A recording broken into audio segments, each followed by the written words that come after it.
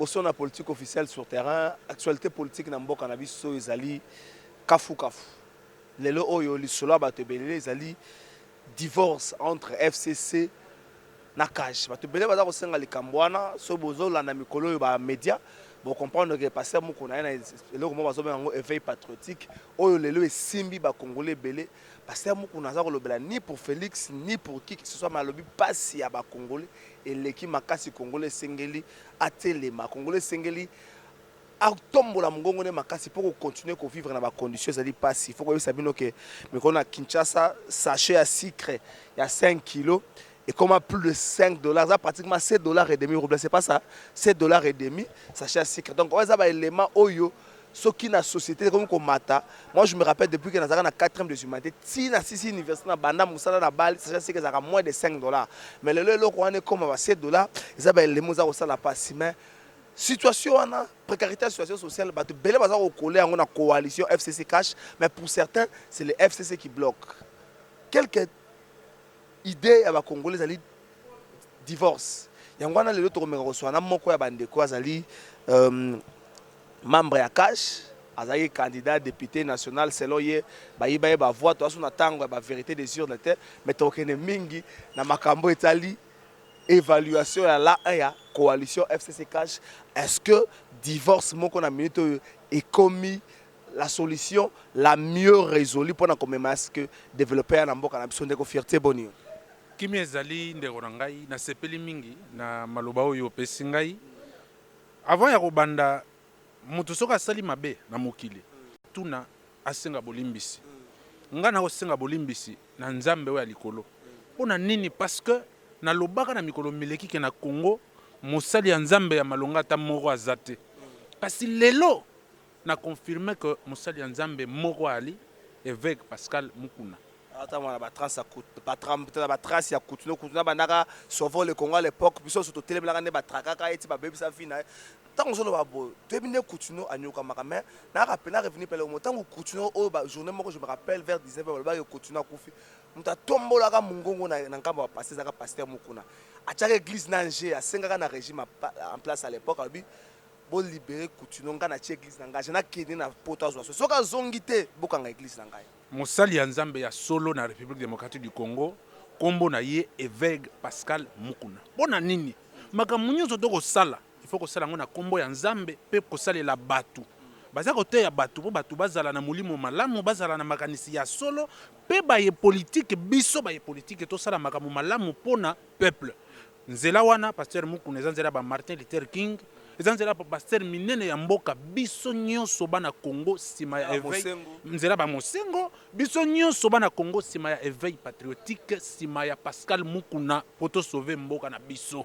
wana na lobi yango na tia mai na monoko te to sauver mboka na biso po eza bosoro na politique awa tozoya koloba loka batama boma misusu to monaka bazoleka awa pona koloba bilobela te nous disons Pascal Mukuna azana nzela ya Martin Luther King nzela ko sauver mboka Congo mo matoza na simana osozo boza na simana mais tango ba convoquer na CNS Pascal Mukuna kenda ye moko atako tiko kenda otika eta te ko convoquer Pascal Mukuna esa ba convoquer ki ye po biso ye bagite soki to yebaka tunga to zala na Pascal Mukuna lelo ni na ko yebiso ke ngai dinanga na sima pasteur Mukuna na ko kende na caméra na yo ko pesa pasteur mbote pe ko yebisa ye ke na za sima na yo et là on y a bien la démarche à passer Mukuna pas passer Mukuna soit ba mbongo côté à Kabila liaka na Kabila ba comme ko le barutu maman livre marraine na ya mariage tanga bala qui après divorce na situation comme là on y c'est pas na démarche à passer mais soki mutu ko bima lelo lo ba ke passer Mukuna liaki mbongo mais n'époque ya Kabila na yo za journaliste d'investigation na ngai to yebi ke pouvoir ya Kabila ezalaki ko somba batu pouvoir ya Kabila ezalaki ko kaba mbongo ko bebisa mbongo mboka yo za vandi epa na yo soki mutu wana monaki ba pesi pasteur Pascal Mukuna atangai na epoque ya Kabila soka yaki ko pesa mbongo nenga za ko pesa ngo batu na lengaki na lia po eza mbongo ya mboka pa pouvoir ya Kabila ezalaki pouvoir ya valeur te pouvoir où humilier peuple congolais, pouvoir où bébé civil congolais. Pascal Mukuna lelo baza ko funda ye pourquoi parce que ya lobaki on peut na ba émission to Rolanda que il soutenait l'autorité établie selon les recommandations bibliques, c'est un bon pasteur. Alié mbongo asali boye, c'est des voyous, vous savez. Kabila muto apesi ba kinwa machette na mboko yo. Fierté otala panzi na ba mettre na lobi boye. Otala panzi na lobi boye. Kabila muto apesaki batu machette na mboka ya Congo biso toyebi yango kuluna eza fabrication ya Kabila lelo soki zela ba kuluna batu baswa na yolo fabrication ya Kabila oyebi likofi te oyebi chuki te eloko hyperkit wana oyebi yango te c'est ce monsieur là qui a fabriqué le kuluna na mboko oyo sous pouvoir ya Kabila sous direction ya Kabila et puis lelo soki tokomona batu bafinga Pascal Mukuna ça veut dire que bana wana o bazo sala bandeko na biso bazo comprendre le côté munguna ya Congo kombo na ye Kabila. Il faut biso nyonso tobundisa Kabila. Loko ce pays bandaka ko lukaye na kala. Ce pays il faut kanga Kabila po Congo etikala na kimia. Po salimino nini yo Kabila sali. Attends, to kene maleme fierté to poussa na. Lelo Félix Tshisekedi sali inani. Kabila tiki akoma ne ko kipe na ye makam na ye ya ba mais otomo mena bangando akoma no kipe bangando na siko lelo pourquoi vraiment to makam sur Kabila. Kabila sali nini? Nani azana ministère ya finance? Nani azana ministère ya finance? C'est là la goule Kabila. Muta ministère finance comment c'est là la goule Kabila. Kabila sali nini yozo tuna. Soki Kabila ngaka kende coalition FCC kashi ngaka ezala te. Kabila lokola susi na ezalaki avant da libela na Congo anyokola ba congolais. Lelo kolongwa ya Kabila batu bamonaka ke eze loko moko boye so Kabila salaki peuple cadeau so Kabila to lobaki yango na période ya campagne. Kabila mundela bandaki ko luka ye pona mabe na ye pona misala ya mabe. Batie pression balobi longwa.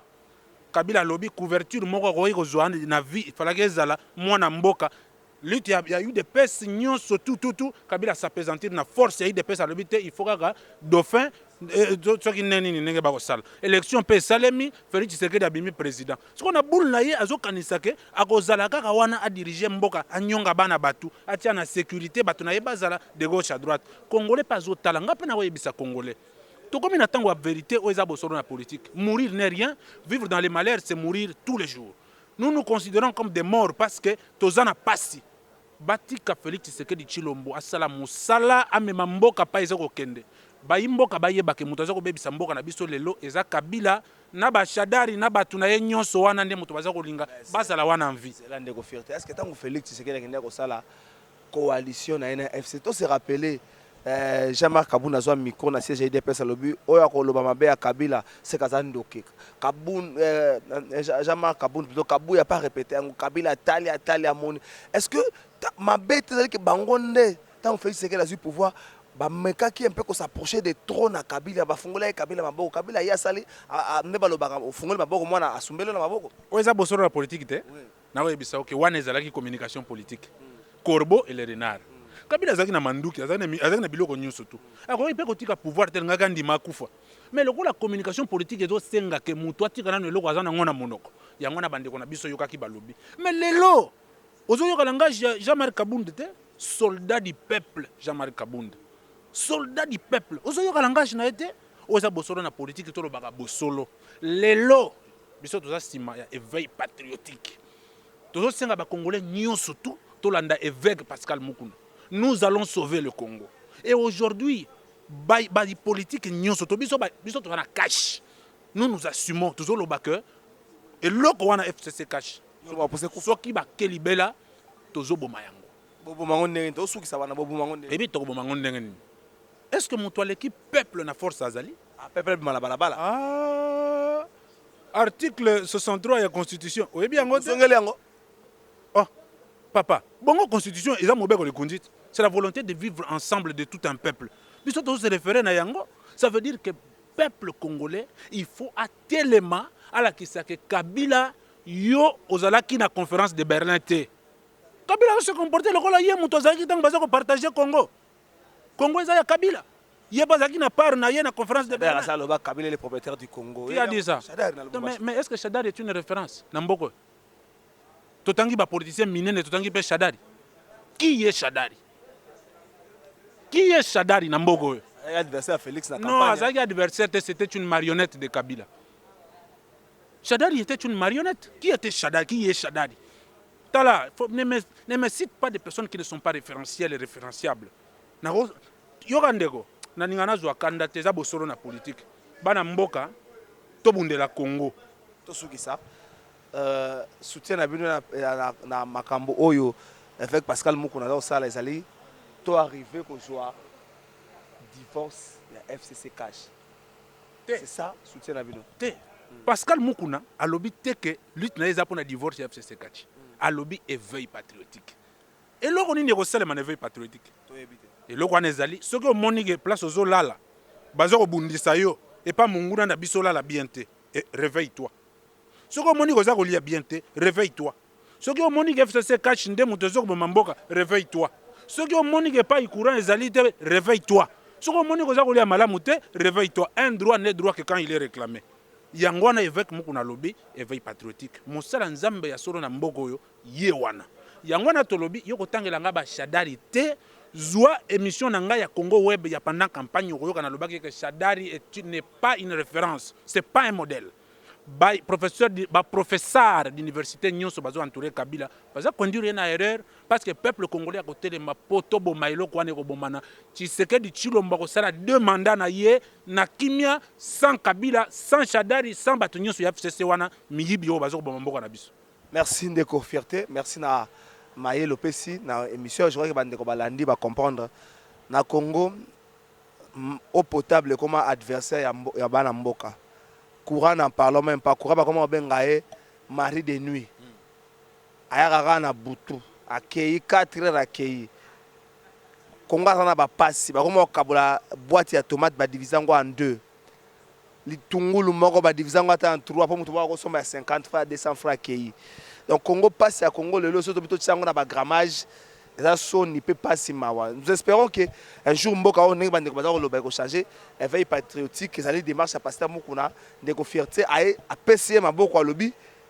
Objectif ezate bato ba mona Kabila tona na sali mais objectif ezali siko zali soko monique et loko moni za kotela emelayo la muka naza ko dénoncer policier moko tuko beta na mito do sala émission policier moko tuko beta mona moko teka aga mai au pur teka paquet à au pur bande ko nga poto paquet na au pur tamba na osomba ngona bana ezaka 1000 francs seulement 1000 francs paquet tanga ko teka ngo azu 2000 francs un commentaire par rapport à ce que et tu ko ça na boulevard des 30 jours policier moko beti moi na wana non seulement panzi mai nema beti ba tie maintenant ba côté na bureau la police omoni policier wana nde fruit ya Kabila pendant 18 ans Kabila nyongi ba policier wana banda ko futa bango te Kabila nyongi ba policier wana bazolia te ba osale lokote ba policier ba mesani na moyibi cheval de bataille ba policier ezalaki nde koyiba lelo loko wana eza na makila na bango biso tozobunda po balongwa mais policier azosala likambo bongo ndeko na ngai na lobi boye soki bato baza pembeni bakomona policier azosala bongo bobeta ye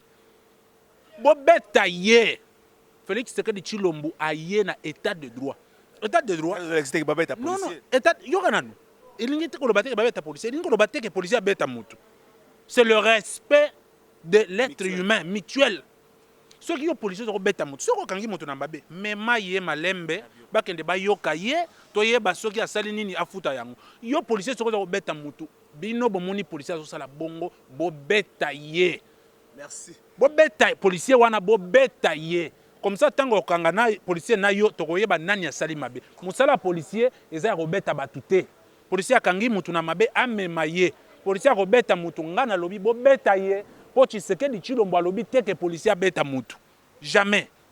Merci Ndeko Fierté, je crois que a fongoli pe brèche na makambo policier tu ko sala je vois boyo ki traitement na ba policier baza ko faire subir na bana mboka c'est vraiment à déplorer. Les faits sont sacrés, les commentaires sont libres.